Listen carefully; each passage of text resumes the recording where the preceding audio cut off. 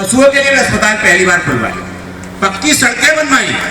ऐसी विकासशील सोच आज से लगभग 2500 साल पहले सम्राट अशोक ने इस भारत को दी थी। पर बीच में कई विडंबनाएं आई जिसके कारण आज हम संघर्ष कर रहे हैं विकसित देश बनाने का। तो सम्राट अशोक महान को मैं नमन करता हूं।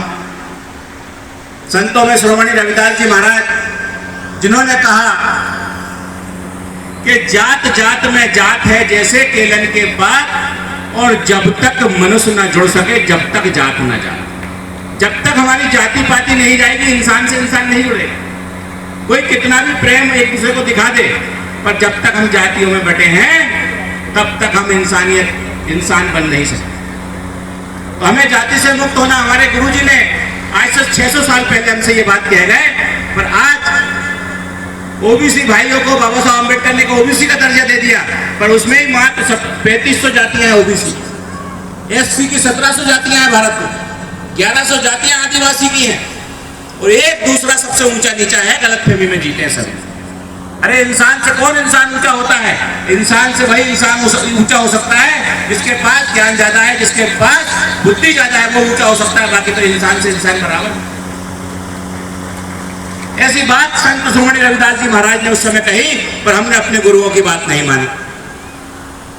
इसके पश्चात संत कबीर हुए जिन्होंने किसी धर्म को नहीं छोड़ा, सभी धर्म की बुराइयां करके अपनी बात को कही और सच्चाई को कही। कबीर साहब की वाणी आप सुनते हैं, सबने सुनी है, दोहे भी पढ़े हैं। उस दौर में तो पढ़ाए भी आते थे, आजकल तो शायद सिलेबस से भी हटा दिए कबीर साहब।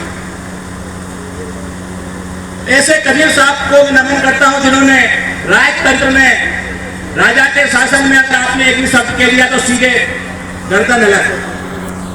पर उस समय में उन्होंने साहस किया। तो आज तो संविधान है आपके सुरक्षा के लिए, फिर आप चुप क्यों? ये विमोचन का लिख लिया इनकी। सच्ची बातें बोलने के लिए ऐसे गुरुओं को आपको अपना आदर्श बनाना पड़ेगा। इसके पश्चात ज्योतिबा फुले, जिनकी जयंती हमने अभी 11 तारीख को मनाई, साफे वाले बाबा, इनके बारे में जितना कहा जाए उतना कम। बाबा साहब अम्बेडकर भी इनको अपना गुरु मानते थे।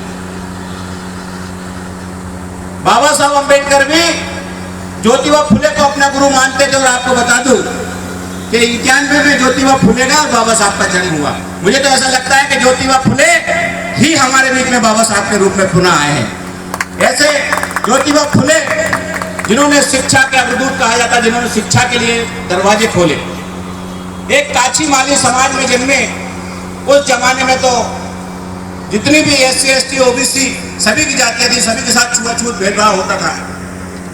अगर कुम्हार का मटका है, सूखा है तो सबका है, तो गीला हो गया तो जिसका हो गया उसी का हो गया, फिर हाथ नहीं लगा सकते थे आप। ऐसे समय में, ऐसे दौर में हमारे ज्योतिबा फुले ने हमारे लिए स्कूल खुलवाए, और स्कूल खुलवा के सबसे बड़ा त्याग उन्होंने किया